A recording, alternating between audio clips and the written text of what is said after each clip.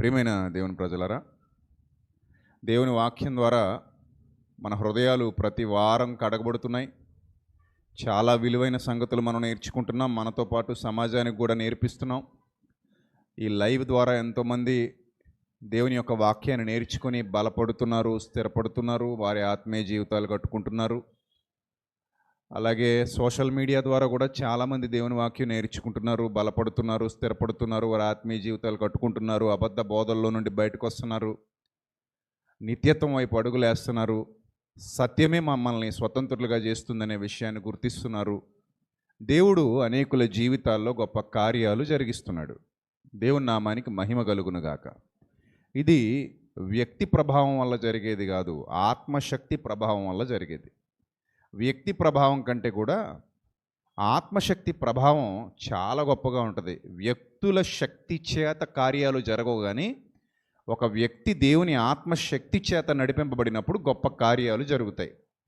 వ్యక్తుల శక్తి చేత హృదయ మందిరాలు కట్టబడవు, కానీ ఆ వ్యక్తిని దేవుడు వాడుకోవడం ద్వారా, ఆ వ్యక్తి వెనక దేవుడుండి నడిపించడం ద్వారా గొప్ప ఆత్మకార్యాలు జరుగుతాయి. గొప్ప దీవెనలు సమాజం మీదకు వస్తాయి. దేవుని యొక్క చిత్తం ఆ విధంగా నెరవేరుతుంది. కాబట్టి దేవుని చిత్తాన్ని జరిగించడానికి మనం నిలబడితే ఆయన మనల్ని తప్పకుండా ఒక ఉన్నతమైన గొప్పదైన పాత్రగా మలుచుకుంటాడు, వాడుకుంటాడు. పుట్టినప్పుడు అందరం ఒకేలా పుట్టాం. ఐడెంటిటీ లేదు మనకి. ఉందా? ఏ ఐడెంటిటీ ఉండదు మనకి. పుట్టినప్పుడు ఏ ఐడెంటిటీ లేదు నీకు. పలానా ఆయన బిడ్డని, పలానా ఆయన కుమార్తెని, కుమారుణ్ణి వాళ్ళు చెప్పుకుంటారు. నా కొడుకు పుట్టాడు, కూతురు పుట్టిందని తల్లిదండ్రులు చెప్పుకుంటారు. You don't have any identity on the time. నీకేం ఉండదు అప్పుడు. దిగంబరిగా ఈ లోకమునకు వచ్చి తిని దిగంబరిగానే మరలా ఈ లోకాన్ని విడిచిపెట్టి వెళ్ళిపోవాలి. అదొక్కటే జరిగేది అక్కడ, అంతే కదా. ఇప్పుడు నీకేముంది ఇక్కడంటే ఏమీ లేదు. జ్ఞానం లేదు, స్వయం సంపత్తి ఏమీ లేదు, మేధో సంపత్తి ఏమీ లేదు. ఎందుకంటే ఇంకా మెదడు వర్కింగ్లోనికి రాలేదు. శూన్యంలో ఉన్నావు. ఎంతకాలం ఉంటావు శూన్యంలో? నీ ఊహ తెలిసేంత వరకు శూన్యంలోనే బతుకుతావు నువ్వు. మొన్న పిల్లల డాక్టర్ గారు బాబుని చూడడానికి వచ్చి వినుతో చెప్తున్నారు, అమ్మా మీరు ఇంగ్లీష్లో మాట్లాడితే ఇంగ్లీష్లో మాట్లాడండి బాబుతో, తెలుగులో మాట్లాడితే తెలుగులో మాట్లాడండి బాబుతో. మీరు ఏం మాట్లాడినా ఇప్పుడు చాలా గ్రాస్పింగ్ పవర్ ఉంటుంది. మీరు ఏం మాట్లాడినా పట్టేస్తాడు, మీరు ఏం మాట్లాడినా నేర్చేసుకుంటారు చిన్నపిల్లలు అని చెప్తున్నాడు ఆయన. ఆల్రెడీ ఇది మాకు ఎప్పుడో తెలుసండి. ఏం మాట్లాడినా పట్టేసుకుంటారు చిన్నప్పటి నుంచి. నేర్చుకునే దశ అది. మనం ఏం మాట్లాడినా అలా వింటారు వాళ్ళు. ఆ భాష వచ్చేస్తుంది. ఇప్పుడు మీకు చైనాలో మాట్లాడాలంటే రాదు, జపనీస్లో మాట్లాడాలంటే రాదు. అదే మీరు ఇంత ఉన్నప్పటి నుంచి మీరు చైనా వాళ్ళ కడుపులో పుట్టకపోయినా అక్కడ పడేసామనుకోండి తీసుకెళ్ళి, మీకు చైనా లాంగ్వేజ్ వచ్చేస్తుంది, జపనీస్ లాంగ్వేజ్ వచ్చేస్తుంది, కొరియన్ లాంగ్వేజ్ వచ్చేస్తుంది, అన్నీ వస్తాయి. అంటే ఉనికి లేని మనం ఒక ఉనికిని తీసుకొని, స్వయం ప్రతిపత్తి లేని మనం ఒక ఉనికిని తీసుకొని నేర్చుకునే దశలో ఎదుగుతూ ఉన్న క్రమంలో చాలా నేర్చుకుంటాం, అవునా? చాలా విషయాలు తెలుసుకుంటాం, అవునా? అలాగా నీ పుట్టుక మొదలైన నాట నుండి నేటి వరకు ఎన్నో నేర్చుకున్నావు. నీకంటూ ఒక బిల్డింగ్ కట్టుకున్నావు. నీకు బిల్డింగ్ ఉంది తెలుసా? ఎక్కడుందండి? మా పేరు మీద ఉందా అని అడగండి. ఉంది. ఏ బిల్డింగ్ అది? Internal building. లోపల ఉంటుంది ఆ బిల్డింగ్. అది ఎవరికి కనబడదు. మనం చూసేవన్నీ పైన ఉన్నవే చూస్తాం, కానీ లోపల నీకు తెలియని ఒక ఇంటర్నల్ బిల్డింగ్ ఉంది. అది నువ్వు కట్టుకున్నది. ఆ లోపల నీ భావాలు, నీ ఆలోచనలు, నీ ఉద్దేశాలు, నీ తలంపులు, నీ భయాలు, నీ ధైర్యం, నీ శక్తి, నీ శక్తిహీనత, నీ బలం, నీ బలహీనత, వీటన్నిటితో లోపల ఒక పెద్ద బిల్డింగ్ కట్టావు. అయితే కొంతమంది ఆ లోపల కట్టిన బిల్డింగ్ అందంగా కడతారు, స్ట్రాంగ్గా ఉంటుంది. అఫ్ కోర్స్ అందరూ స్ట్రాంగ్గా కట్టలేకపోవచ్చు, సపోర్ట్ ఉండకపోవచ్చు. చిన్నప్పటి నుంచి అందరికీ సపోర్ట్ ఉండదు. తల్లిదండ్రుల సపోర్ట్ ఉండదు, బంధుమిత్రుల సపోర్ట్ ఉండదు, ఇంట్లో అన్నదమ్ములు అక్క చెల్లెళ్ళ సపోర్ట్ ఉండదు. ప్రతిదానికి వాళ్ళని తక్కువ చేసి మాట్లాడే వాళ్ళు ఉండొచ్చు, ప్రతిదానికి వాళ్ళని హేళన చేసేవాళ్ళు ఉండొచ్చు, చిన్నచూపు చూసేవాళ్ళు ఉండొచ్చు, మోసం చేసిన వాళ్ళు ఉండొచ్చు, అవమానించిన వాళ్ళు ఉండొచ్చు. ఇలాంటి రకరకాల పరిస్థితుల్లో మీరు ఎదిగుండొచ్చు. మీకు ఎన్నో భారాలు, ఇరుకులు, ఇబ్బందులు ఉండొచ్చు. కొంతమంది ఆడపిల్లలను అయితే చిన్న వయస్సులోనే, అంటే ఇంకా ఊహ సరిగా తెలియకుండా ఉన్నప్పుడే, అప్పుడప్పుడే యవ్వన దశలో ప్రవేశిస్తున్నప్పుడే ఎవరో కొంతమంది మృగాళ్ళు, వాళ్ళు బంధువులు కావచ్చు, స్నేహితులు కావచ్చు, ఇంట్లో వాళ్ళు కావచ్చు, ఇంటి పక్కోళ్ళు కావచ్చు, హెరాస్ చేసి ఉండొచ్చు. దాని తాలూకా ప్రభావం వారి హృదయం మీద మానని గాయంగా మారిపోయి అనేక భయాలు వాళ్ళలో సృష్టింపబడి వాళ్ళను వాళ్ళే తక్కువ చేసుకుంటూ, వాళ్ళను వాళ్ళే కించపరుచుకుంటూ, వాళ్ళను వాళ్ళే బాధ పెట్టుకుంటూ, నేను ఎందుకు పనికిరానేమో అన్న భయంతో పెరిగి పెద్దవాళ్ళు అవుతూ అలాంటి బిల్డింగ్ లోపల నిర్మించేసుకుని ఉండొచ్చు. ఇలాంటి ఎంతోమంది రిపేర్ చేసుకుని మళ్ళా బాగుపడ్డ వాళ్ళు ఉన్నారు. ఏ బిల్డింగ్ నువ్వు కట్టుకున్నా దాన్ని నువ్వు ఏం చేయొచ్చు? రిపేర్ చేయొచ్చు. రిపేర్ చేయలేని అంతరంగం అంటూ ఏది ఉండదు. ప్రతి అంతరంగాన్ని ఏం చేయొచ్చు? రిపేర్ చేయొచ్చు. బాగా గుర్తుపెట్టుకోండి, పిరికివాడిని ధైర్యవంతుడిగా మార్చొచ్చు, ధైర్యవంతుడిని పిరికోడుగాను మార్చొచ్చు. పాయింట్ అర్థమైందా? పిరికివాడిని ఎలా మార్చొచ్చు? ధైర్యవంతుడిగా మార్చొచ్చు. ధైర్యవంతుడిని ఎలా మార్చొచ్చు? పిరికివాడుగాను మార్చొచ్చు. అంటే అందమైన బిల్డింగ్ కట్టొచ్చు, కట్టిన బిల్డింగ్ని కోల్చొచ్చు. బాగులేని బిల్డింగ్ని బాగు చేయొచ్చు, బాగున్న బిల్డింగ్ని పాడు చేయొచ్చు. మీ అంతరంగం మీద మీకు ఒక అవగాహన వస్తే ఈరోజు మీరు కట్టుకోవాలంటారా, బాగానే ఉందంటారా? మీకు మీరు చెప్పుకోవాలి. అది ఎవడు చెప్పగలడు? నాకేం తెలుస్తుందా? ఇప్పుడు ఆ అమ్మాయిని చూశాను, అలా కనబడద్దు, నాకు బాగానే ఉంది అనుకుంటాను, అంతే. అంతేనా? ఈ అమ్మాయిని చూస్తున్నాను, బాగానే కనబడుతుంది. ఆ అబ్బాయిని చూస్తున్నాను, బాగానే కనబడుతున్నాడు. ఆ దిట్టంగా ఉన్నాడు, బాగానే ఉన్నాడు అనేసుకుంటాం మనం. ఒకడు నవ్వుచుండినను, ఒకడు పైకి నవ్వుచుండినను వాని హృదయంలో ఏముండవచ్చునన్నాడు సొలొమోను భక్తుడు. దుఃఖం ఉండవచ్చును అన్నాడు. అరే, పైకి నవ్వుతూ చాలామంది కనబడుతున్నారు మనకు బయట. ఇక్కడ కూడా చాలామంది నవ్వుతూ ఉంటారు. వాళ్ళ ముఖాలు చూస్తుంటే చక్కగా నవ్వుతా, బాగున్నావా అనగానే బాగాలేదండి అని ఎవరైనా చెప్తారా? అస్సలు బాగాలేదండి అని ఎవరైనా చెప్తారా? అమ్మా బాగున్నావా, అమ్మ కరుణ ఎలా ఉన్నావు అంటే చాలా బాగున్నానండి అంట. అంతేనా? అంతేనా అంటావు? ఆ లోపల ఏముందో ఎవరికి తెలుసు? అవునా? బాగున్నావా అంటే అందరూ బాగున్నానని అంటారు. కానీ లోపల ఎన్ని వేదనలు ఉన్నాయో, ఎన్ని గాయాలు ఉన్నాయో, ఎన్ని ఇరుకులు ఉన్నాయో, ఎన్ని ఇబ్బందులు ఉన్నాయో, ఎన్ని సమస్యలు ఉన్నాయో, ఎంత నలిగిపోతున్నారో అది ఎవరికి తెలుసు అంటే మీ గురించి మీకంటే బాగా ప్రపంచంలో ఎవరికి తెలీదు. అందుకే ఎంపతి అనేది ఒకటి ఉంటుంది.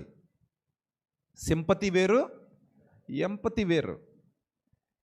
ఇది ఎలా ఉంటుందంటే, ఒక వ్యక్తిని గురించి ఆలోచన చేసేటప్పుడు ఆ వ్యక్తి ప్లేస్లో ఉండి ఆలోచిస్తే మనకు అర్థం అవుతుంది.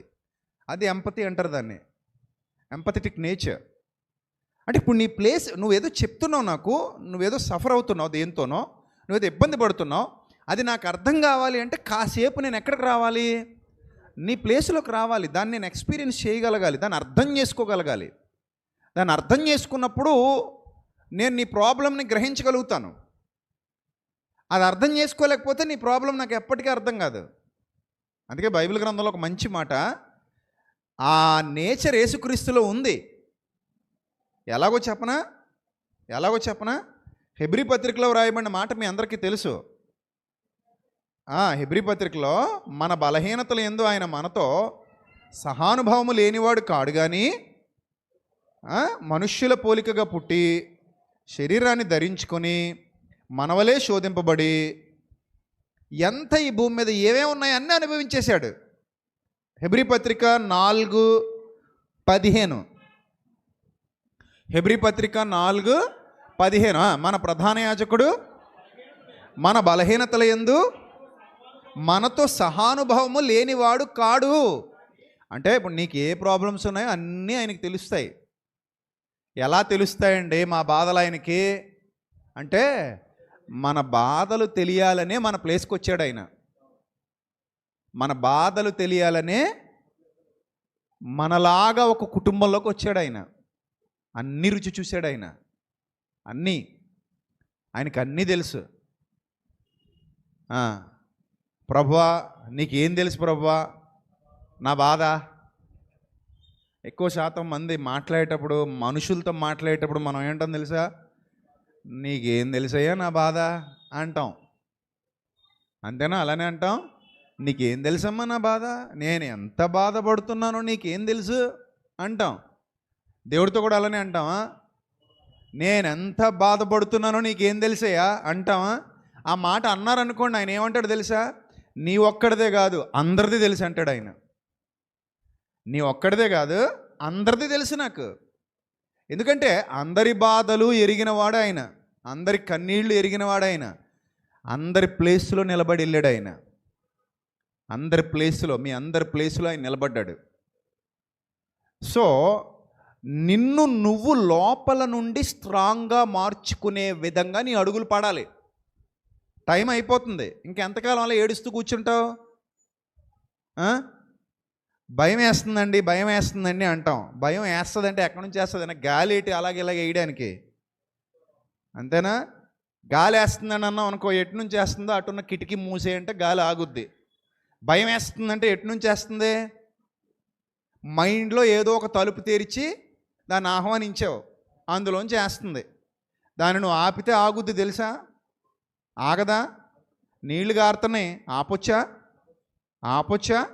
ఆపొచ్చు. వెంటనే ఆగకపోయినా వర్షం తగ్గాకైనా ఏదోటి చేయొచ్చు. వర్షం తగ్గుద్దా? తగ్గకుండా అలానే కురుస్తుందా? ఏదో రోజు తగ్గుద్దిగా. ప్రతిదానికి టైం ఉంటుంది. నువ్వు అనుకుంటే నీలో ఉన్న భయాల్ని నువ్వు వెళ్ళగొట్టుకోవచ్చు. నువ్వు అనుకుంటే నీలో ఉన్న పిరికితనాన్ని నువ్వే తీసేసుకోవచ్చు. నువ్వు అనుకుంటే నువ్వు పొందిన ప్రతి అవమానాన్ని జయించి విజేతగా నిలబడవచ్చు. నువ్వు అనుకుంటే ఏదైనా చేయొచ్చు. ఇవన్నీ అవ్వదు కానండి, ఏడుస్తూ కూర్చోవడమే బాగుందని అంటావా? అదే చెయ్యి. ఇంకేం చేస్తాం మరి? ఏం బాగుంది? ఏడవడం బాగుందా? ఏడుస్తూ కూర్చోవడం బాగుందా? ఓ మూలకు పోయి దుప్పటి కప్పేసుకొని తలుపేసేసుకొని నా జీవితం ఇంతే అని ఫుల్ స్టాప్ పెట్టేసి, నా బతుకు ఇంతే అని ఫుల్ స్టాప్ పెట్టేసి ఏడవడం బాగుందని అలవాటు చేసుకుని అనుకో, ఏడు ఇంకంతే. మరి నేను ఇంకెవడేం చేయగలడు అంటున్నాను. నువ్వు అదే కావాలనుకుంటున్నావా? నో, అదొద్దు, అదొద్దు. దానికి భిన్నంగా ట్రై చేయడానికి ఒక అడుగు ముందుకేయి. జస్ట్ ఒక అడుగు ముందుకేయి, ఒక్క అడుగు ముందుకేయి. దానికి భిన్నంగా ట్రై చేయి. ఏంటి నీ సమస్య అసలు? ఏంటి నీ బాధ? ఏంటి నీ భయం? దేనికి నీకు ఆ దుఃఖం? దేనికి నీకు ఆ డిప్రెషన్? దేనికి నీకు ఆ చింత? ఎవరి దగ్గర ఏం దేబరించి అడుక్కుంటున్నావు? దేనికోసం తాపత్రయపడుతున్నావు? దేన్ని ఇవ్వమని ప్రాధేయపడుతున్నావు? ఎవరో ఏదో ఇస్తే తప్ప బతుకులేదని ఎందుకు అనుకుంటున్నావు? నువ్వు పుట్టినప్పుడు ఎలా పుట్టావు?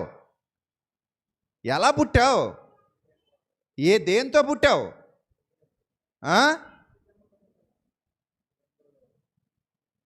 ఒక్కసారి ఆ స్థితికి వెళ్ళు, ఒక్కసారి ఆ స్థితికి వెళ్ళు. నీకు ఒక విషయం చెప్పనా?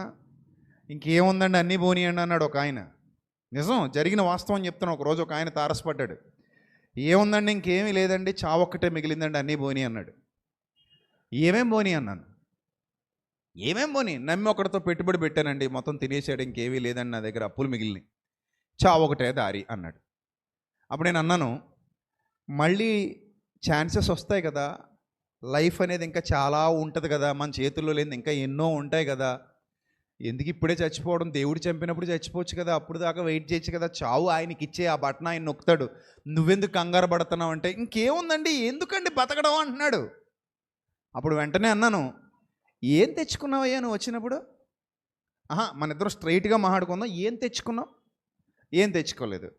ఇవన్నీ ఉన్నాయని అంటున్నావు కదా, ఇవన్నీ ఎప్పుడు వచ్చినాయి నీ లైఫ్లోకి? మధ్యలో ఎప్పుడో ఒకసారి వచ్చినాయి. అవన్నీ రావడానికి నువ్వు కష్టపడ్డావుగా, కష్టపడ్డా, ట్రై చేస్తేనేగా వచ్చినాయి, ట్రై చేస్తేనే వచ్చినాయి. ఛాన్సెస్ అన్నీ, అవకాశాలన్నీ దేవుడు ఇచ్చాడు కదా, ఇచ్చాడు. అప్పుడు బాగానే సంపాదించుకుని దేవుడు కృతజ్ఞతలు చెప్పావు కదా, చెప్పాను. ఇప్పుడు పోయినాయి, అంతేనా? పోయినాయి. పోతే దేవుడు ఇంకా రోజులు ఇస్తున్నాడు కదయ్యా. ప్రతిరోజు కొత్తగా ప్రారంభించడానికి నీకు ఛాన్స్ ఉంది కదయ్యా. ప్రతిరోజును కొత్తగా ప్రారంభించి ప్రతిరోజులో నువ్వు అభివృద్ధి పొందడానికి దేవుడు నీకు అవకాశాల మీద అవకాశాలు ఇస్తున్నాడు కదయ్యా.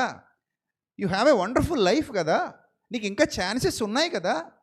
నీలో సత్తు ఉంది, నెత్తురు ఉంది, బలం ఉంది, ఆలోచించగలిగే సామర్థ్యం ఉంది, అవకాశాలు ఇవ్వడానికి ఆయన ఉన్నాడు. టైం ఇవ్వయ్యా జీవితానికి. ఓర్చుకుని ఎదురు చూడు. ఖచ్చితంగా నిన్ను కూడా హెచ్చించడానికి ఆయన సిద్ధంగా ఉన్నాడు. ఆయన నీ చెయ్యేం విడిచిపెట్టడు కదా, ఓపికగా ఉండొచ్చు కదా అన్నప్పుడు ఆలోచించాడు.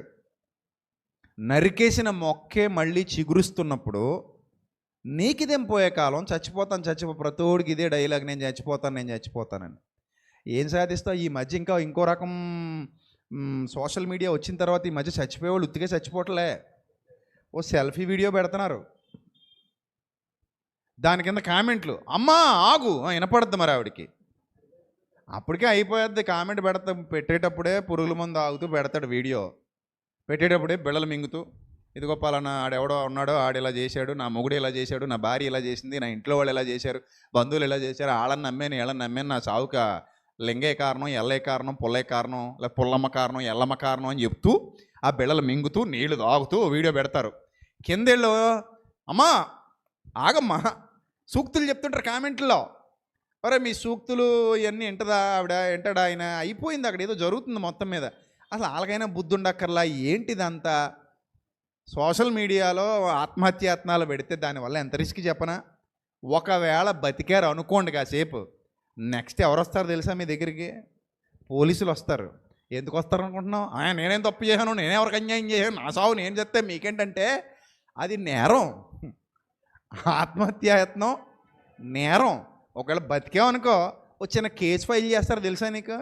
మళ్ళీ తిరగాలి తెలుసా? దానికి తోడు ఇది ఒకటి యాడ్ చేసుకున్నావు. ఓ పక్క హాస్పిటల్లో మందుల బిల్లు అవుతుంది. అప్పుడు చావాలని వానే అనుకుంటావు, చావు దాకా వెళ్ళాక బతకాలనిపిస్తుంది. అప్పుడు కళ్ళు తెరిచేసరికి కీక్ కీక్ కీక్ అని సౌండ్ వస్తుంటుంది. ఓహో మనం ఎక్కడున్నాం, దవాఖానాలో ఉన్నాం అని అర్థం అవుద్ది. అప్పుడు మందులన్నీ ఇచ్చిన తర్వాత మింగిన తర్వాత ఇంత బొడుగు బిల్లు ఎత్తాడు. అప్పులో అప్పు మళ్ళీ తీర్చుకోవాలి.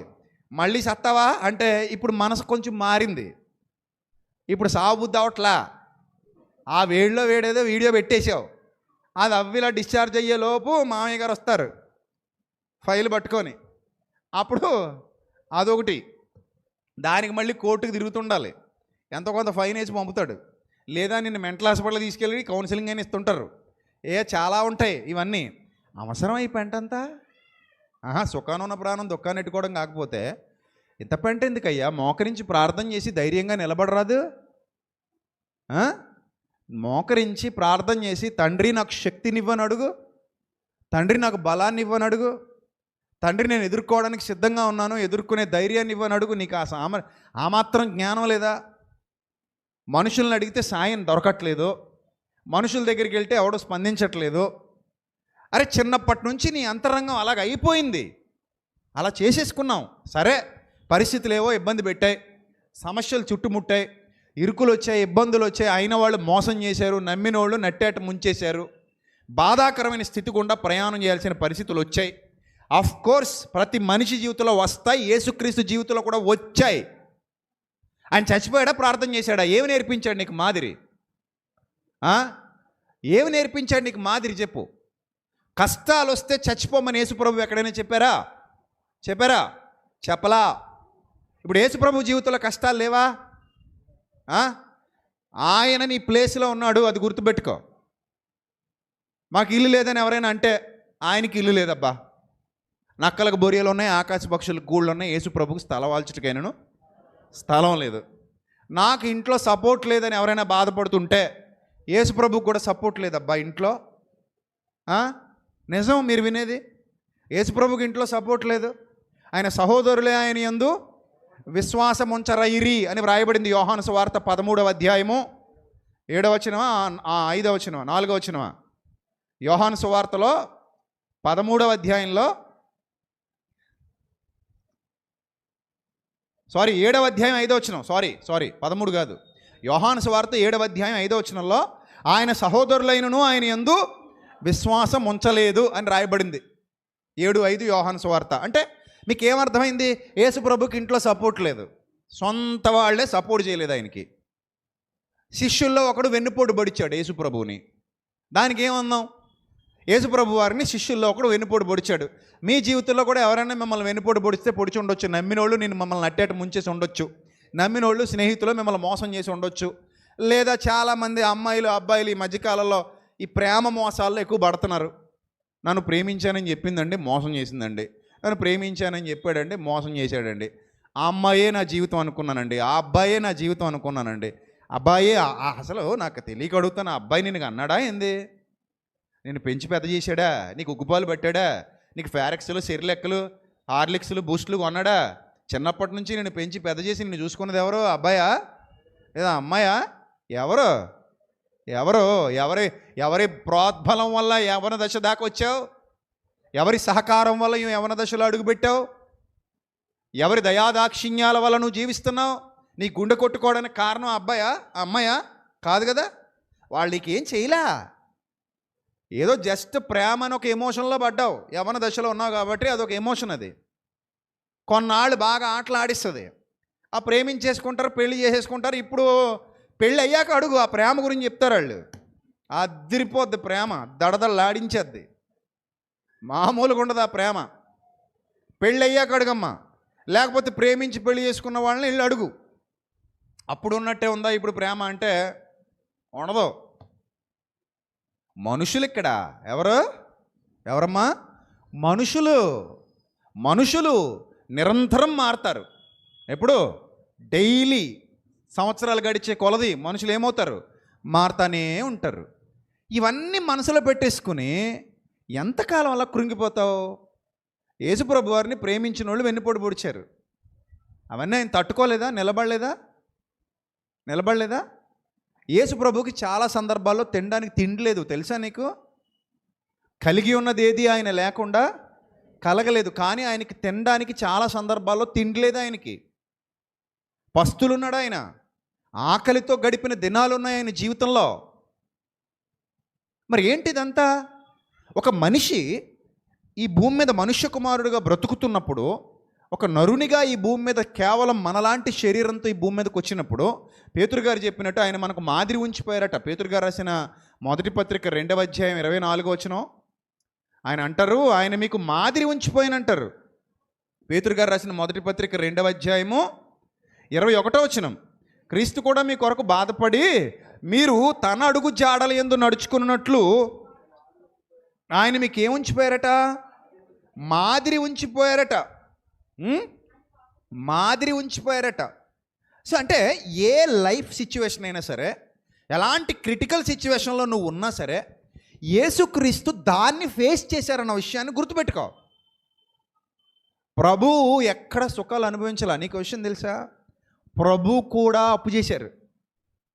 ఎక్కడ అప్పు చేశారు ప్రభు?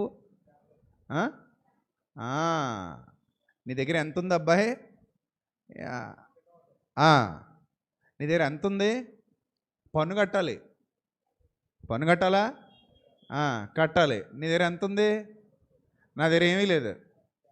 వెళ్ళు, చేప తోటలో దొరుకుద్ది, అది తీసుకురా. నీకు సగం కట్టు, నాకు సగం కట్టు, మనం ఆడుకుందాం. నువ్వు వెళ్ళి చేప నోట్లో తెస్తే ఆ కాయిన్ ఎవరిది? నీదే కదా. ఎవరు తెచ్చుకున్నారో వాళ్ళది, ఎవరు దొరికిందో వాళ్ళది. ఇప్పుడు అందులో నాకు సగం కట్టు, నువ్వు సగం కట్టుకో.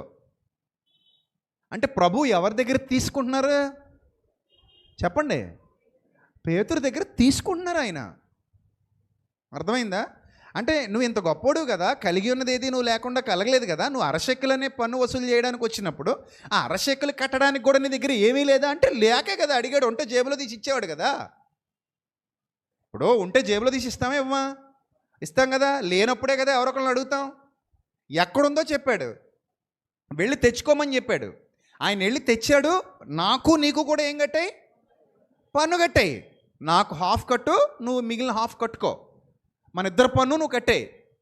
పలానా ప్లేస్లో మనీ దొరుకుతుంది, నీకు తీసుకురా, మనీ తీసుకురా, నువ్వు కట్టాయి అని చెప్పారు. అంటే ప్రభు కూడా ఒక సామాన్య జీవితాన్ని జీవించారు. డబ్బు లేకపోతే ఎలా ఉంటుందో ప్రభువుకి తెలుసు. అన్నం దొరక్కపోతే ఎలా ఉంటుందో మన ప్రభువుకి తెలుసు. మీకు గుర్తుపెట్టుకోండి, ఆయన పరలోకం నుంచి భూలోకానికి ఎంటర్ అయ్యేటప్పుడే మొత్తం వదిలేసి వచ్చాడు. ఆయన నథింగ్. ఆయన దగ్గర ఏమీ లేదు. రిక్తుడు అంటే ఏమీ లేనివాడు అని అర్థం. ఫిలిప్పీ పత్రిక 2:6లో ఉంటుంది. ఆయన ఏమీ లేనివాడుగా వచ్చాడు, తను తానే రిక్తుడిగా చేసుకుని వచ్చాడు. బ్యాలెన్స్తో రాలా, జేబు నిండా డబ్బు పెట్టుకొని రాలా, డబ్బులున్న వాళ్ళు ఇంట్లో పుట్ల.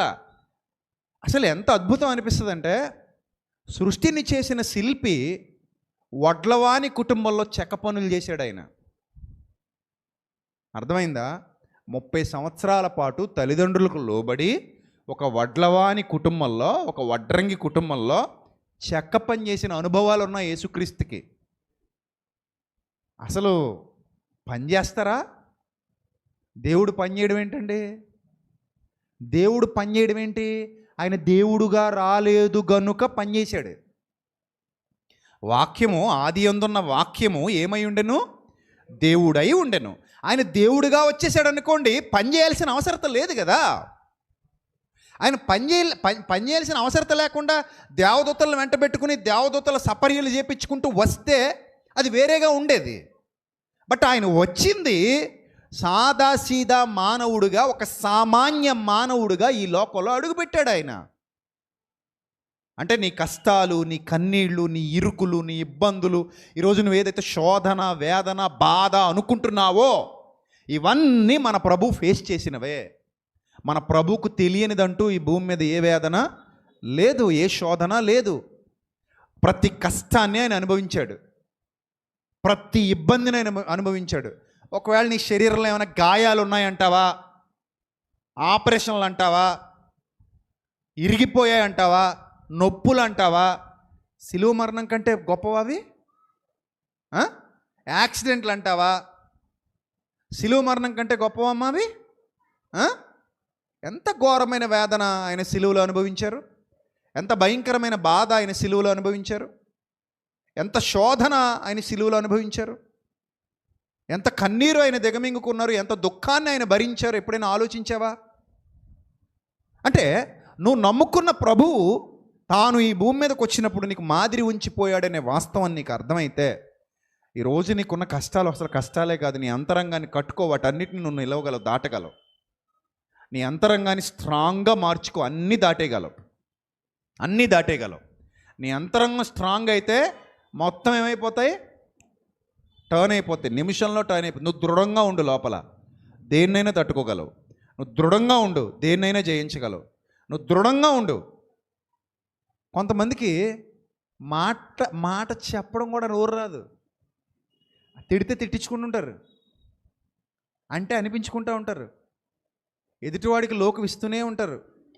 నువ్వు అనుకో బాబు, నువ్వేమంటావు అనుకో, నువ్వేం చేస్తావో చేసుకో అన్నట్టు. అరే కనీసం నీ ఫీలింగ్స్ని ఎక్స్ప్రెస్ చెయ్యి. తప్పు అయితే తప్పని చెప్పు, మాట్లాడు.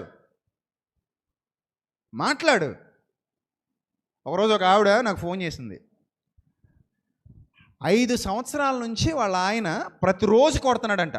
నేను షాక్ అయ్యాను. 5 సంవత్సరాల నుంచా అంటే మధ్యలో కోపం వచ్చినప్పుడేగా అంటే, కాదు బ్రదర్, కనీసం ఒక చెంపదెబ్బ అయినా ఉంటుంది బ్రదర్, కనీసం ఒక ముట్టికాయ అయినా ఉంటుంది బ్రదర్, కనీసం తోసేయడమైనా ఉంటుంది బ్రదర్, కనీసం ఇలా అలా మెడ పట్టుకుని తోసేయడమైనా ఉంటుందట. అలాగా 5 ఒక్కోసారి అది తీవ్ర రూపం దాల్చి గట్టి దెబ్బలు పడిన సందర్భాలు కూడా ఉంటాయి. 5 సంవత్సరాల నుంచి కొడుతూనే ఉన్నాడు మా ఆయన. అంటే నేను అన్నాను, నీకు బుద్ధి ఉండాలి అన్నాను. ముందు నీకు బుద్ధి ఉండాలి, నీకు బుద్ధి, జ్ఞానం, వివేకం ఉండాలి. నీకు ఉండాలి ఫస్ట్. నిన్ను దేవుడు దెబ్బలు తినడానికి ఇచ్చాడు, ఆయనకు భాగస్వామిగా. సాటి అయిన సహాయము, నీకు ఎప్పుడు ఫ్రస్ట్రేషన్ వస్తే అప్పుడు కొట్టుకోవడానికి, నీకు ఎప్పుడు ఫ్రస్ట్రేషన్ వస్తే అప్పుడు జుట్టు పట్టుకుని చెత్త కొట్టేయడానికి, తిట్టేయడానికి నీకు ఒక సాటి అయిన సహాయాన్ని ఇచ్చాను అన్నాడా దేవుడు? మరి ఏమన్నాడు దేవుడు? సాటి అయిన సహాయం అంటే అర్థం ఏమిటి చెప్పండి అమ్మా? బానిస కాదమ్మా. సాటి అయిన సహాయము అంటే ఇద్దరు సమానమమ్మా. మీరిద్దరూ ఒకరి యందు మరొకరు అనురాగం కలిగి, ప్రేమ కలిగి, సుఖ దుఃఖాల యందు పాలిభాగం తీసుకుంటూ చక్కగా మీ కుటుంబాన్ని కట్టుకోవడానికి దేవుడు మిమ్మల్ని జతపరిచాడు. భార్యను కొట్టమని భర్తకు అధికారం ఎక్కడా ఇవ్వలేదు. అసలు కొట్టడం అనే ప్రక్రియ లేదు దేవుడు ఏర్పాటు చేసిన బంధంలో. భార్యను కొట్టడం అనే ప్రక్రియ దేవుడు ఏర్పాటు చేసిన బంధంలో లేదు. అది ఒక పైశాచిక ప్రక్రియ, అది ఆటవిక ప్రక్రియ, మృగ సంస్కృతి. ఆ భావజాలం లేదు, దేవుని చిత్తంలో లేదు, అది దేవుని ఆలోచనలో లేదు. ఒకవేళ ఇక్కడ ఎవరైనా పురుషుల్లో అలాంటి వాళ్ళు ఉంటే మారు మనస్సు పొందండి. భార్య బలహీనురాలు కదా నువ్వు కొడుతున్నావేమో, నీకంటే దేవుడు బలవంతుడు, ఆయన ముందు నువ్వు బలహీనుడు అని గుర్తుపెట్టుకో.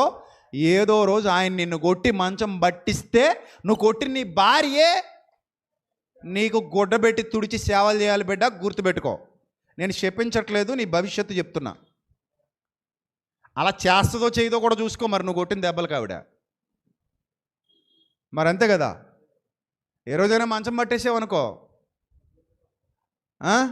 కాలు చేయ లేవట్లేదు అనుకో, నాలుక ఆ పక్క పోయిందనుకో, ఏం చేస్తా? ఏమే కొంచెం చెంబు వంజుకో అంటావా? అప్పుడు అందుకుంటారు, పిలక మీద అందుకుంటారు. అది తప్పది, అది ఒక పైశాచిక ప్రక్రియ.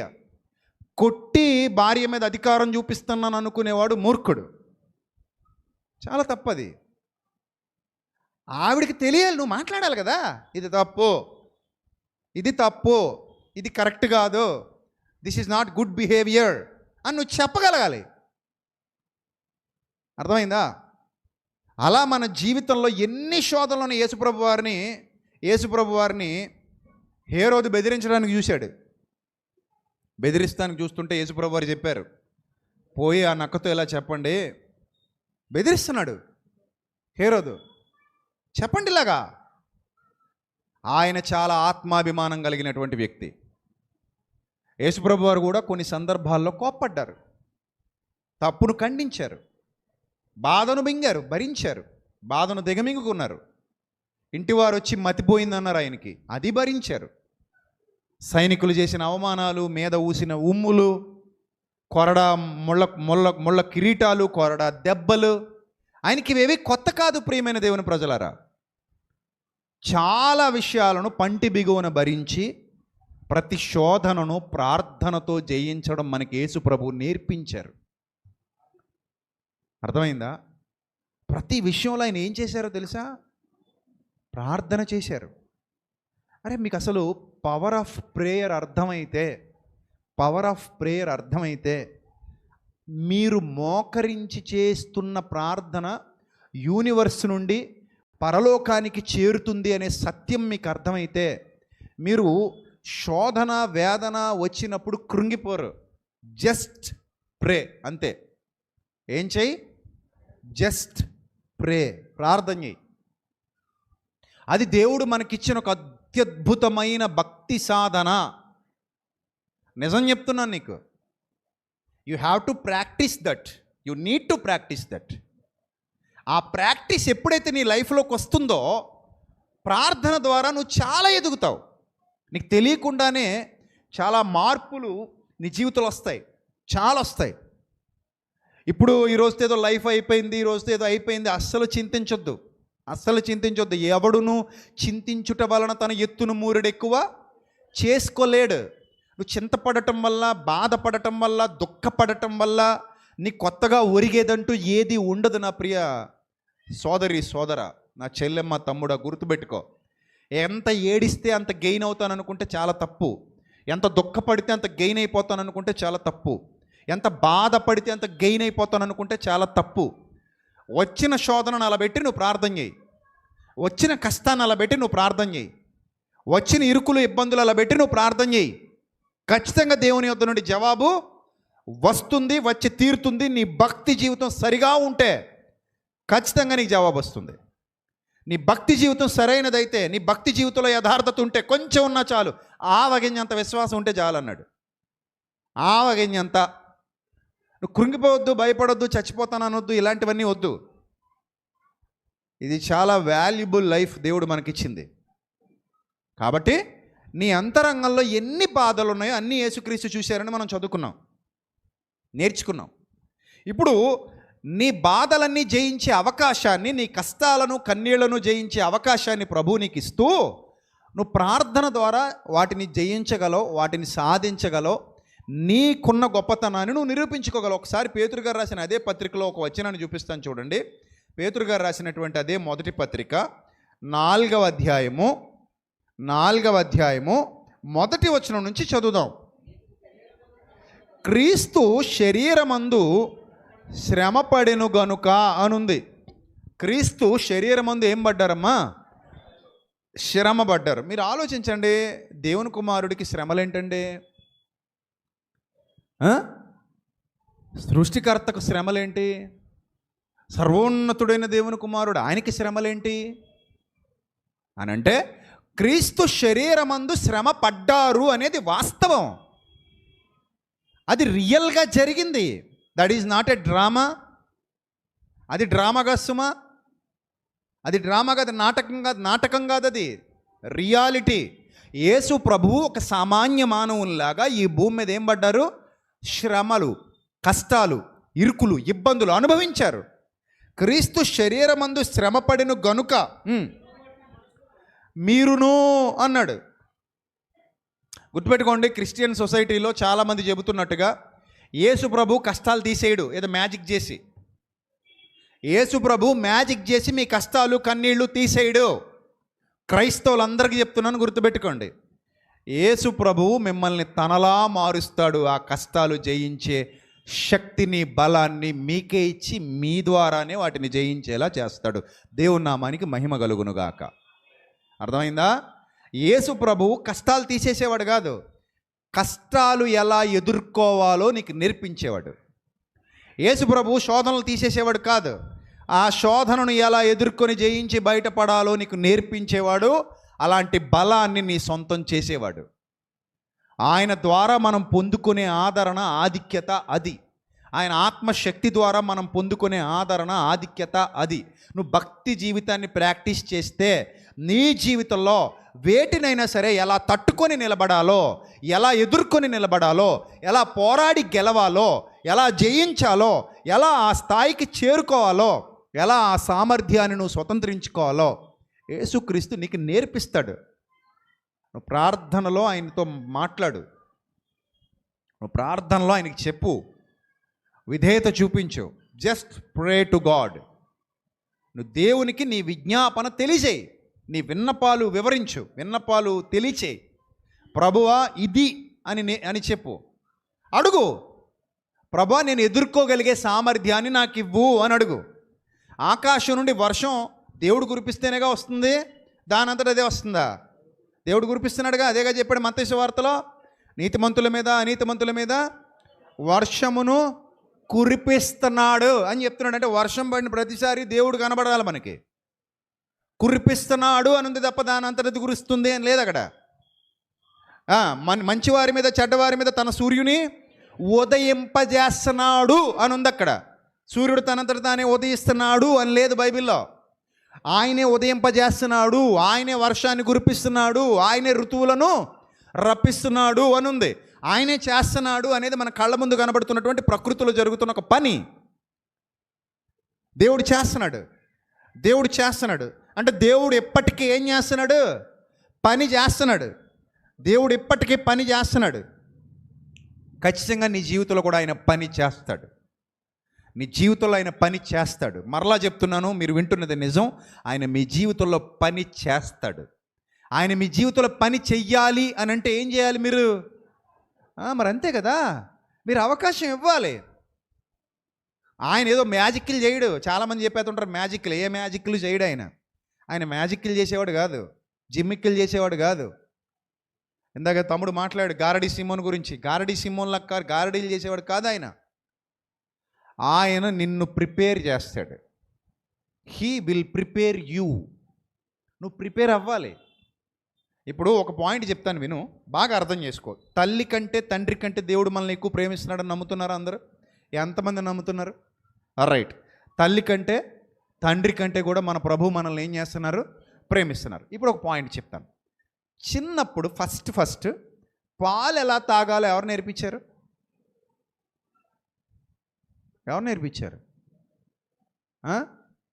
అమ్మ నేర్పించింది.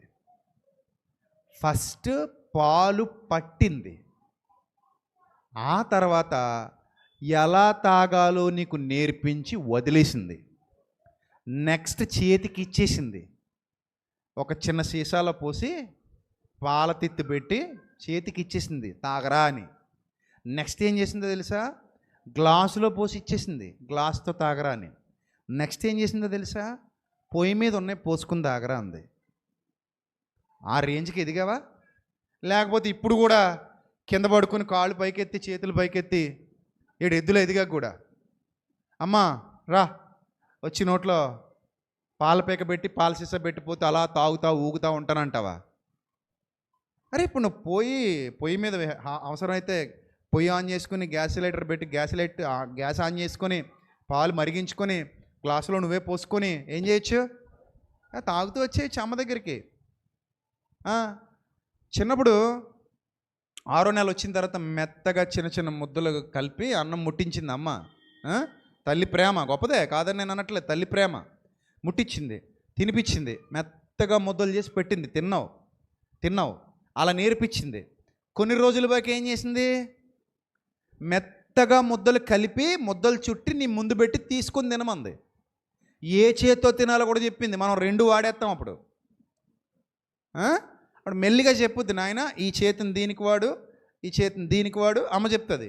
అలా నేర్పించింది. మెల్లిగా ఏ చేత్తో తినాలో చెప్పింది. ఆ తర్వాత పెట్టుకుని తినరా లోపల ఉందంది. అందా? ఇప్పుడు పెట్టుకుని తినే అవకాశం ఉందా? అంటే అమ్మ ఒకే ప్రక్రియలో నిన్ను ఉంచాలనుకుందా? నిన్ను ఇండివిజువల్గా నీ అంతటి నువ్వు బతికేలాగా చేయాలనుకుందా? ఏమనుకుంది చెప్పండి, అందరూ చెప్పాలి. ఇండివిజువల్గా నీ కాళ్ళ మీద నువ్వు నిలబడి నీ బతుకు నువ్వు బతికేలాగా చెయ్యాలని అమ్మ అనుకుంది. పక్షి కూడా గూట్లో ఉన్న తన పిల్లల్ని బయటికి నెట్టేస్తుంది, తన రెక్కల మీద మోసుకెళ్ళి పైకి తీసుకెళ్ళి వదిలేస్తుంది. ఎందుకో తెలుసా? నేను ముసల్దాన్ని అయిపోతున్నా, నేను చచ్చిపోయాక కూడా నా బిడ్డ ఎగరాలి, తన ఆహారం తాను తెచ్చుకోవాలి. గూట్లో ఉండి అమ్మ ఎప్పుడు వస్తుందా అని పొద్దు నుంచి సాయంత్రం దాకా నేను ముక్కు ఖర్చుకొని వచ్చే ఆహారం కోసం నా బిడ్డ ఎదురు చూస్తూ ఉండకూడదు. తన కాళ్ళ మీద తాను నిలబడి రెక్కలు విప్పుకొని గగనతలంలో ఎగరాలి. నా బిడ్డకు ఇండివిజువాలిటీ రావాలని ఒక పక్షి కూడా అనుకుంటుంది. అందుకే తన బిడ్డకు ఎగరడం నేర్పిస్తుంది. చేప కూడా తన బిడ్డకు ఈదడం నేర్పిస్తుంది. లేడి తన బిడ్డకు పరిగెత్తడం నేర్పిస్తుంది. ప్రకృతిలో ప్రతి జీవి తమ స్కిల్స్ అన్నీ తమ పిల్లలకు నేర్పిస్తున్నాయి. నీ తల్లి నీ తండ్రి కూడా మనకు అలా నేర్పించారు. మా నాన్నగారు మమ్మల్ని ఎండాకాలం సెలవుల్లో చేలోకి తీసుకెళ్ళేవారు. నాకు చేలు పనులన్నీ వచ్చు.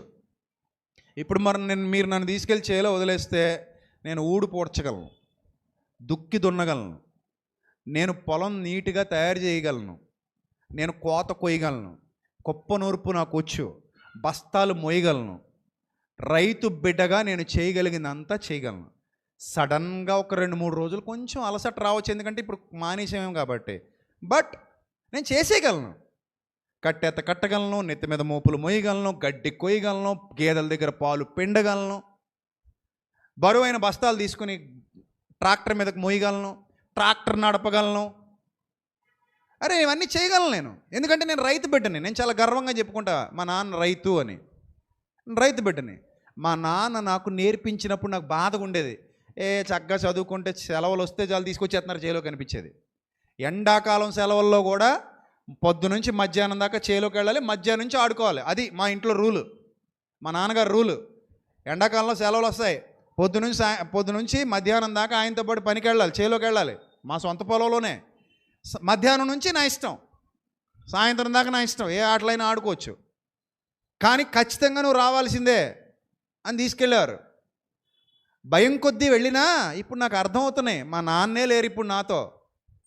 కానీ మా నాన్న నాకు చూపించిన దారి ఉంది. మా నాన్న నాతో లేరు, కానీ మా నాన్న నాకు నేర్పించిన జీవితం ఉంది. అరే ఒక తల్లి తండ్రి మన కోసం ఇంత ఆలోచిస్తుంటే పరలోకపు తండ్రి నీ కోసం ఆలోచించాడా?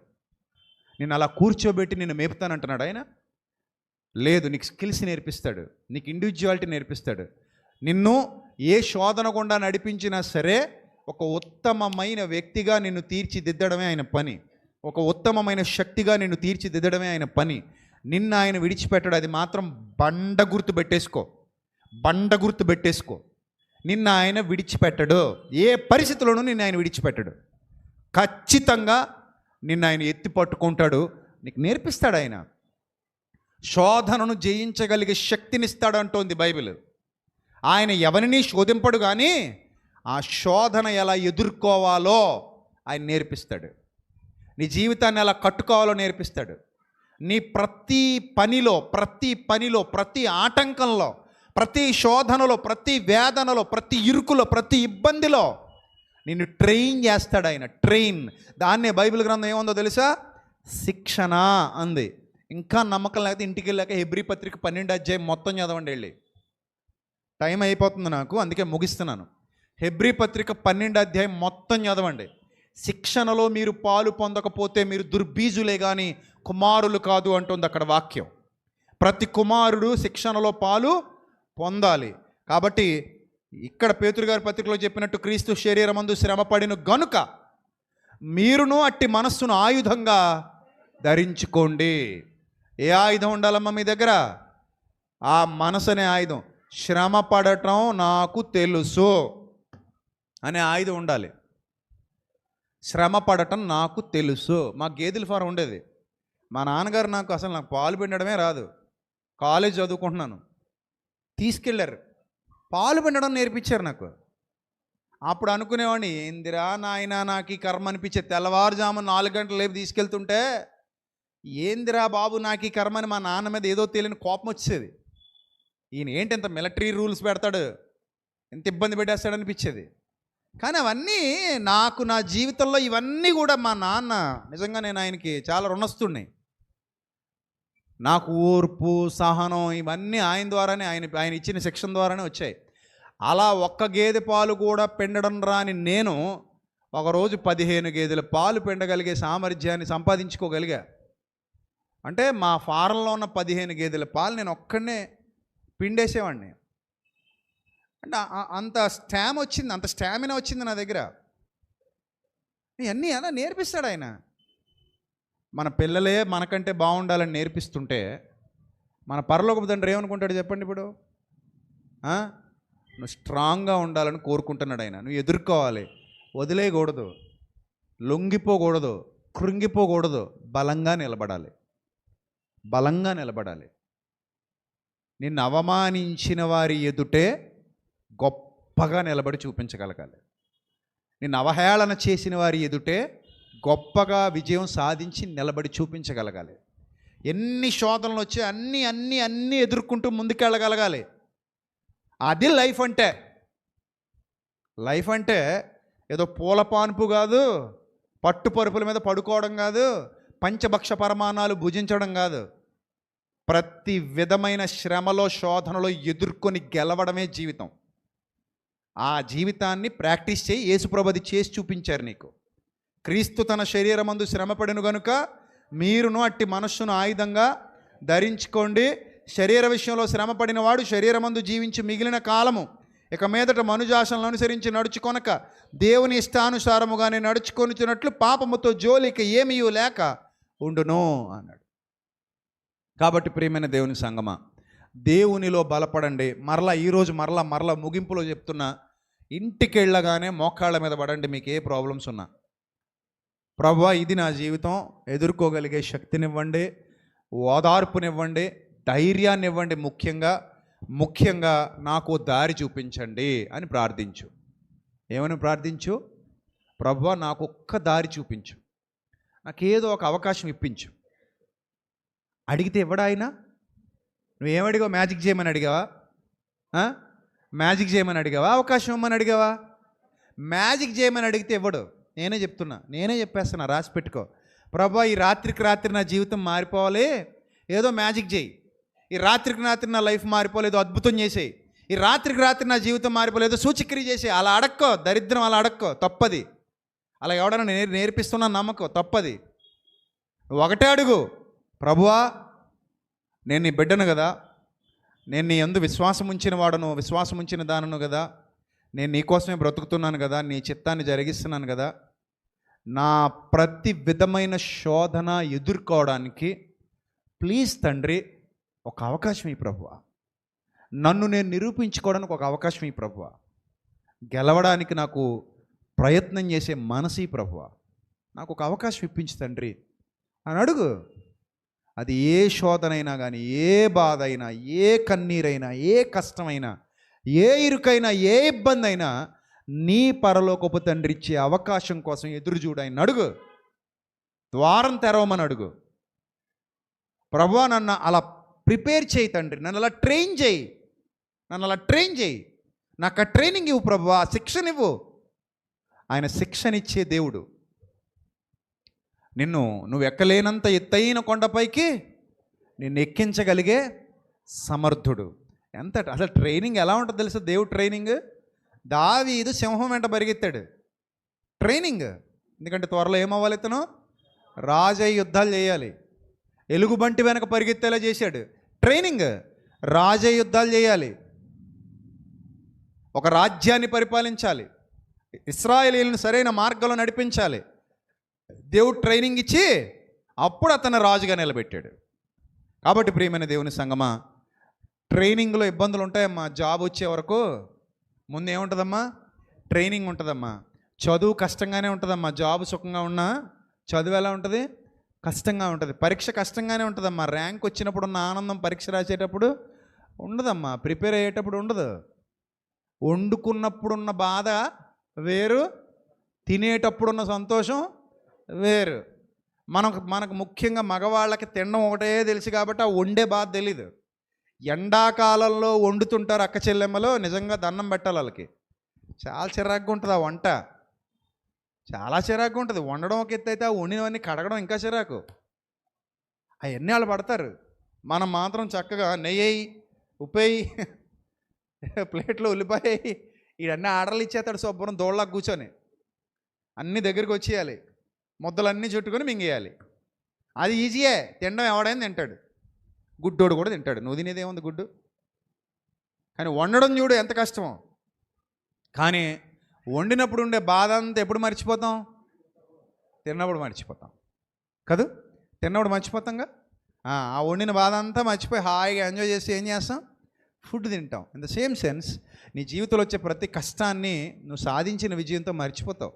నువ్వు గట్టెక్కిన తర్వాత ఈదిన బాధ మర్చిపోతావు, రిలాక్స్ అయిపోతావు. ఇప్పుడు ఈతంతా ఈదుకుంటూ వచ్చేసావు. ఇప్పుడు ఎక్కడున్నావు? గట్టు మీద ఉన్నావు. ఆ ఈత కొట్టిన బాధ అంతా ఎక్కడికి వచ్చాక మర్చిపోయావు? గట్టు మీదకి వచ్చాక మర్చిపోయావు. కాబట్టి ప్రియమైన దేవుని ప్రజలారా, ఇది జీవితం. యేసు ప్రభువు మనకు నేర్పిస్తున్నటువంటి పాఠం ఏంటంటే, నీ జీవితంలో మ్యాజిక్ చేయను బిడ్డ, ఆ మ్యాజిక్లు నువ్వే చేసుకునేలాగా నేను ట్రైన్ చేస్తానంటాడు. అర్థమైందా? ఆ మ్యాజిక్ ఎవరు చేసుకోవాలి? నువ్వే చేసుకునేలాగా ఆయన నిన్ను ఏం చేస్తాడు? ట్రైన్ చేస్తాడు. ఆయన ఇచ్చే ట్రైనింగ్లో శిక్షణ పొంది నిత్య జీవం వరకు వెళ్ళాలి మనం. అయిపోలేదు సుమా జీవితం, ఇంకా చాలా ఉంది, ఇంకా చాలా ఉంది. ఒకవేళ ఈ ప్రసంగం వినేటప్పుడు ఎవరికైనా అనిపించవచ్చు, ప్రస్తుతానికి నాకు ఏ ఛాలెంజెస్ లేవండి లైఫ్లో అని. ప్రస్తుతానికి బాగుందండి, సేఫ్గా ఉన్నానని. ఓకే, మంచిదే. ఒకవేళ ఈ ప్రసంగం విన్న తర్వాత నువ్వు సిద్ధంగా ఉండు. ఒకవేళ లైఫ్లో సంవత్సరం తర్వాత, 2 సంవత్సరాల తర్వాత, 3 సంవత్సరాల తర్వాత ఛాలెంజెస్ వస్తాయేమో. You have to face that challenge. దాన్ని రెడీగా ఉండు ఎదుర్కోవడానికి. ట్రైన్ అయ్యి ఉండు. ఏ కష్టం వచ్చినా కృంగిపోకు, ట్రైన్ అయ్యి ఉండు. ఏ అవమానం వచ్చినా కృంగిపోకు, తిప్పి కొట్టడానికి ట్రైన్ అయ్యి ఉండు. ఏదైనా కానీ రాని చూసుకుందాం. దేవుడు మనకు తోడుగా ఉన్నాడు. ఆయన మనకు నేర్పిస్తున్నాడు, ఆయన మనల్ని సిద్ధపరుస్తున్నాడు, ఆయన మనల్ని బలపరుస్తున్నాడు. ఆయనే మనల్ని ఒకనొక దినాన్ని స్థిరపరుస్తాడు, నిత్య జీవం వరకు నడిపిస్తాడు. ఓపికతో ఉండు, ఓర్పుతో ఉండు, సహనంతో ఉండు. గెలిచే అవకాశం తప్పకుండా నీ ఒడిలో వేస్తాడు ఆయన, తప్పకుండా నీ ఒడిలో వేస్తాడు.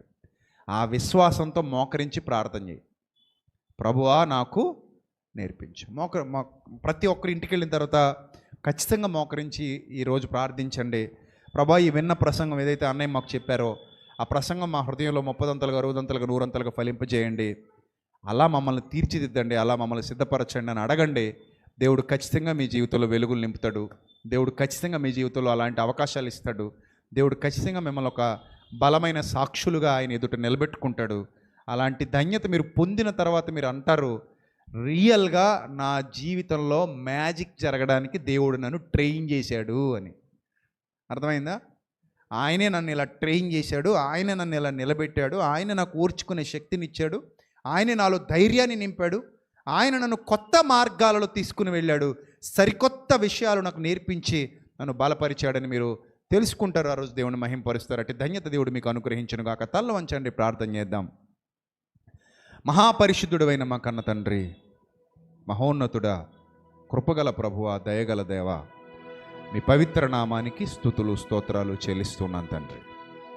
ప్రభువా, మీ పిల్లల హృదయాల్లో ఎలాంటి గాయాలు ఉన్నాయో అవి మాకు తెలీదు తండ్రి, సమస్తము మీరు ఎరిగి ఉన్నారు. ఆ ప్రతి గాయము కట్టబడినట్లు, వారు దానిని జయించినట్లు, ఆ కన్నీటిని వారు దిగమింగుకొని ఆ శోధనలో నుండి విడుదల పొంది, ఆ వేదనలో నుండి విడుదల పొంది ప్రభువా పోరాటాన్ని నేర్చుకున్నట్లు, మీరు మా వ్రేళ్లకు పోరాటము నేర్పుతున్నారని వ్రాయబడినట్టుగా ఆ పోరాట పటిమతో ప్రతి శోధనను ఎదుర్కొంటూ జయిస్తూ గెలుస్తూ మీ వైపు మాత్రమే లక్ష్యముంచి మీ మహిమ కొరకు ఎదురు చూస్తూ, మీరు ఇచ్చే అవకాశం కొరకు ఎదురు చూస్తూ తండ్రి, పిల్లలు ముందుకు సాగడానికి సహాయం దయచేయండి. కృపగల ప్రభువా, ఇక్కడున్న యవనస్తుల్ని, యవనస్తురాళ్ళని, పెద్దలను చిన్నలను అందరినీ జ్ఞాపకం చేసుకోండి. వారి జీవితాల్లో గొప్ప కార్యము జరిగించడానికి వారిని కార్యోన్ముఖుల్ని చేయండి. వారిలో ఉన్న బద్ధకాన్ని తొలగించి సిద్ధపడగలిగే హృదయాన్ని అనుగ్రహించండి. తట్టుకొని నిలబడగలిగే ధైర్యాన్ని ఇవ్వండి తండ్రి. మీ శిక్షణలో పాలు పొందగలిగే అవకాశాన్ని ఇవ్వండి. ప్రతి పాపంతో పోరాడుతూ, ప్రతి బలహీనతతో పోరాడుతూ, ప్రతి సమస్యతో పోరాడుతూ ఈ జీవిత యాత్రలో ముందుకు కొనసాగుతూ, అయా మీ కుమారుడైన క్రీస్తు ద్వారా ఆయన నేర్పించిన పాఠాలు మనస్సులో పెట్టుకొని ఆయన అడుగు జాడల యందు నడుచుకున్నట్లుగా పిల్లలందరికీ తర్పీదునివ్వమని వేడుకుంటున్నాను తండ్రి. శిక్షణలో నిలబెట్టమని వేడుకుంటున్నాను తండ్రి. గొప్ప సంతోషం వారు అనుభవించినట్లు, గొప్ప ఆనందాన్ని వారు రుచి చూచినట్లు మీ పిల్లలందరినీ సిద్ధపరచండి. మీ సహాయమును ప్రతి ఒక్కరికి అనుగ్రహించమని, ఘనత, మహిమ, ప్రభావములు మీకు మాత్రమే చెల్లిస్తూ, ఎవరైతే మీ సన్నిధి కాంతిలో నిలువబడి ప్రార్థిస్తున్నారో, విజ్ఞాపన చేస్తున్నారో, ప్రతి వారి ప్రార్థనకు సంపూర్ణమైన జవాబును అనుగ్రహించమని వేడుకుంటూ, మా కొరకు త్వరలో తిరిగి రానయ్యున్న ప్రభు అయిన క్రీస్తు వారి పేరట ఈ ప్రార్థన మనవులు సమర్పించి మీ వద్ద నుండి తిరిగి పరలోకపు జవాబు పొందుకుంటున్నాం మా కన్న తండ్రి. ఆమెన్. ఆమెన్. ప్రియమైన దేవుని ప్రజలారా, దేవుడు మా కుటుంబంలో చేసినటువంటి ఒక మేలు, మాకు మరలా 7 సంవత్సరాల తర్వాత మరో బహుమానం బాబుని దేవుడు అనుగ్రహించాడు. మీ అందరికీ తెలుసు. మా నాన్నగారు చనిపోయిన తర్వాత మేమందరం చాలా డిప్రెషన్లోకి వెళ్ళిపోయాం. అంటే 1-2 రోజులు నేను బాధపడ్డాను, తర్వాత మళ్ళీ ఓవర్కమ్ చేసి బయటకు వచ్చేసాను. ఆ 1-2 రోజులు మాత్రం కొంచెం ఆయన గుర్తొచ్చేవారు నాకు. చిన్నప్పటి నుంచి ఆయన మా కోసం చాలా కష్టపడ్డారు, ఆయన మా కోసం చాలా శ్రమ పడ్డారు. నిజంగా ఒక మంచి ఫాదర్, మాకు అన్నీ నేర్పించాడు. సో ఆయన వెళ్ళిపోయారు అనే వేదన, బాధ మా మనసులో చాలా ఉండేది. చనిపోయినప్పుడు సమాధి కార్యక్రమం రోజు అలా 1-2 రోజులు అలా కొంచెం బాధపడి, తర్వాత ప్రభువు మాకు ధైర్యం ఇచ్చి, ప్రభువు నాకు ఆదరణ ఇచ్చి, ఆయన వాక్యం ద్వారా నేను మళ్ళీ మామూలు అయిపోయాను. అప్పటికే విను 2వ నెల అనుకుంటా, మీ వదినమ్మ 1వ నెల కన్సీవ్ అయ్యి 2వ నెల అనుకుంటా మేబీ. సో మా నాన్నగారి కోరిక ఏంటంటే పాప పుట్టాలని. ఆయన అనేవాడు, పాప పుడితే బాగుంటుంది, ముందు బాబు కదా, పాప పుడితే బాగుంటుంది. నాకు అలాంటివి ఏమీ లేవు. నాకు పాప అయినా పర్లేదు, బాబు అయినా పర్లేదు, ఎవరైనా పర్లేదు. ఎందుకు దేవుని చిత్తం, మన చేతిలో ఉంది. నేను ఎప్పుడు ప్రార్థన కూడా చేయను. ఎవరైనా వచ్చి గర్భఫలం కోసం ప్రార్థన చేయమంటే ఒకటే చెప్తా, గర్భఫలం కోసమే ప్రార్థిస్తా. కొంతమంది స్పెషల్గా బాబు పుట్టాలని ప్రార్థన చేయండి అన్నయ్య, పాప పుట్టాలని ప్రార్థన చేయండి అంటే నేను అలా చేయను. అమ్మ మన చేతుల్లో ఏమీ లేదు, మనం ఏమని ప్రార్థన చేయాలి? ప్రభు చక్కటి గర్భఫలాన్ని మీ చిత్తానుసారంగా అనుగ్రహించు. దేవుడు రూతునివ్వాలనుకుంటుంటే నాకు రూతు వద్దనంటే నువ్వెవరు? దేవుడు ఎస్తేరుని పుట్టించాలనుకుంటుంటే నాకు ఎస్తేరు వద్దని అడగడానికి నువ్వెవరు? దేవుడు ఏలియాని పుట్టించాలనుకుంటుంటే నాకు ఏలియమ్మ కావాలంటే కుదురుద్దా? కుదరదు కదా. సో మనం డిసైడ్ చేయకూడదమ్మా జెండర్ని, మనం అడగకూడదు. ఆయన చిత్తం ఆయన ఇవ్వాలి. సో నేను అదే అనుకున్నా, ప్రభువా నీ చిత్తం మాకు పాప అయినా పర్లేదు, బాబు అయినా పర్లేదు, ఎవరిస్తే వాళ్ళు ప్రభు, ఎవరినిచ్చినా నీ కోసం పెంచుతాం. పాపనిచ్చావా ఒక భక్తురాలిగా పెంచుతాం, బాబునిచ్చావా భక్తుల్లా పెంచుతాం, మా మార్గంలోనే వాళ్ళని నడిపిస్తాం, మా విశ్వాసంలోనే వాళ్ళని తీసుకెళ్ళిపోతాం అని ప్రార్థన చేసుకున్నాం. అయిపోయింది. సో మొన్న జూలై 30th దేవుడు చక్కటి బాబుని అనుగ్రహించారు. అది కూడా ఆయన చిత్తమని మేము నమ్మి హ్యాపీ ఫీల్ అయ్యాం, సంతోషించాం. కాకపోతే ఇక్కడ ఒక విషయం ఏంటంటే, వాడు అచ్చం వాళ్ళ తాతలాగే ఉన్నాడు. మా నాన్న మమ్మల్ని వదిలి వెళ్ళిపోయారన్న బాధ మర్చిపోయాం బాబు పుట్టగానే. అసలు ఆ ఫీలింగే లేదు. ఎందుకంటే మా నాన్న చిన్నప్పుడు ఇట్టనే ఉండేవాడేమో అన్నట్టుంది వాడి ముక్కు కానివ్వండి, ఆ పోలికలన్నీ కూడా మా నాన్నగారిలా కనబడుతుంటే నాకు కృతజ్ఞతలు చెప్పుకున్నాను దేవునికి. థ్యాంక్ యూ మై లార్డ్ అని. అంటే ఆయన మనల్ని ప్రేమిస్తున్నప్పుడు, ఆయన మనల్ని ఆత్మీయతలో నిలబెట్టి నడిపిస్తున్నప్పుడు, ఆయన మనల్ని ఎప్పుడూ విడిచిపెట్టడు. ఆయన ఏ విషయంలోనూ మనల్ని విడువడు, ఎడబాయడు. ఆయన కృప నిరంతరం మనకు తోడుగానే ఉంటుంది. ఎందుకంటే ఆయన మన మనసుతో మాట్లాడే దేవుడు, మన ఆత్మీయతలో వర్ధిల్లింపజేసే దేవుడు, మన హృదయాన్ని బలపరిచే దేవుడు, మన గాయాలు కట్టే దేవుడు. కనుక ఆ సంతోషాన్ని మేమందరం మీతో పంచుకోవాలనుకున్నాం. సంఘంతో ఉదయకాలం కూడా బాబుని అక్కడ తీసుకొచ్చి చూపించాను. అంటే ఆ ఊర్లో కాబట్టి ఇబ్బంది లేదు, తల్లి బాబు అక్కడ రావడానికి అవకాశం దొరికింది. వాళ్ళు రాజమండ్రి వరకు రాలేకపోయారు ఊరు నుంచి. సో అందుకే నేను ఇక్కడికి వాళ్ళని తీసుకొని రాలేదు. బట్ ఆ స్క్రీన్ మీద ఒక ఫోటో చూపిస్తాను, బయటికి వెళ్ళిన తర్వాత కూడా మీరు చూడొచ్చు. ఆల్రెడీ ప్లే చేశారా? ఆ స్క్రీన్ మీద మీకు ఇమేజ్ కనబడుతుంది. మీరు బయటికి వెళ్ళినప్పుడు చూడండి, అవుట్ సైడ్ వెళ్ళినప్పుడు బాబు ఎలా ఉన్నాడు అనేది.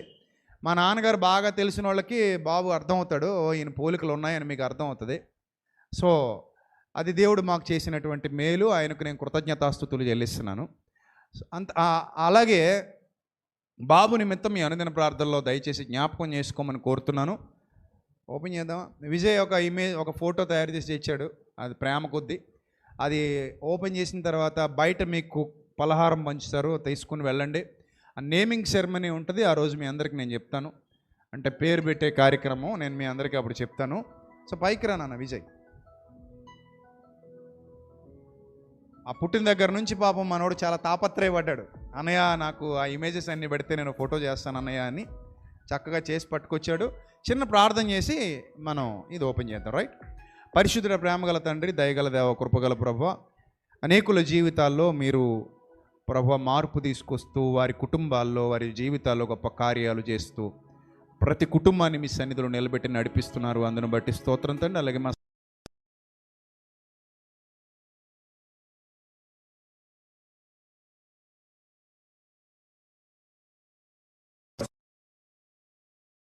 చేసిన మేలును బట్టి మీ కృతజ్ఞతాస్తుతులు చెల్లిస్తున్నాం ప్రభా. ఇక్కడ బాబు ఫోటో ఓపెన్ చేస్తూ ఉండగా మీ సహాయం దయచేసి మీ కాపుదల్లో బాబు నుంచమని, తల్లికి బిడ్డకు కూడా సంపూర్ణ ఆరోగ్యాన్ని అనుగ్రహించమని వేడుకుంటూ, మా కుటుంబాన్ని మీ దయలో, మీ సేవలో ఇంకను వాడుకోమని ప్రాధేయపడుతూ యేసునామల్ని ప్రార్థన మనలు అడుగుచున్నాం మా కన్న తండ్రి.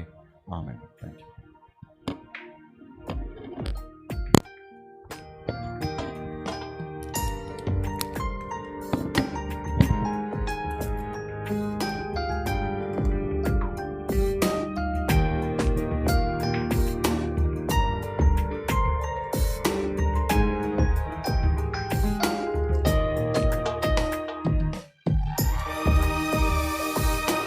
అందరూ చప్పట్లు కొడదాం ప్రియులారా. చప్పట్లు కొట్టి మన యొక్క హర్షం వ్యక్తం చేద్దాం.